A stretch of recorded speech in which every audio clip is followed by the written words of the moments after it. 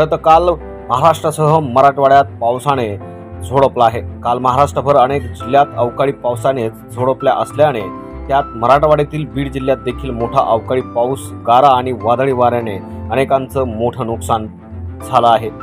या ठिकाणी पाहायला गेल्यावर आष्टी तालुक्यातील अनेक गावांमध्ये वादळी वाऱ्यासह गारपीटचा फटका बसला आहे। यामुळे आंबा, कांदा, फळबाग पिकांचं मोठं नुकसान झालं आहे। त्याचबरोबर बीड जिल्ह्यात अनेक तालुक्यांमध्ये सोलारची शेतकऱ्यांनी प्रचंड प्रमाणात बांधणी केलेली आहे। मात्र या वादळी वाऱ्याने या सोलारचं मोठं नुकसान झाल्याचं या ठिकाणी पाहायला मिळतं।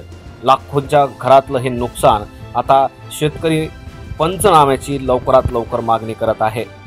काल दिवसभर नव्हे तर 2 तासच पावसाने बीड जिल्ह्याला झोडपला आहे। अनेक तालुक्यात या पावसाची झळ बसली आहे। गारपीट देखील मोठ्या प्रमाणात झाल्याने शेतकऱ्यांचं मोठं अतोनात नुकसान झालं आहे।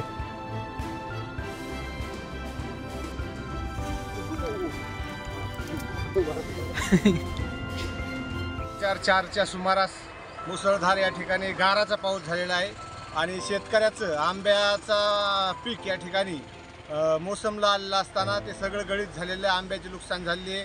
कांदा या ठिकाणी आपण सगळ्यांनी बघितलं, या ठिकाणी कांदा काढलेला आहे आणि तो पूर्ण भिजलेला आहे। त्याच्यामुळे शेतकऱ्याचं फार नुकसान या अवकाळी पावसाने झालेलं आहे।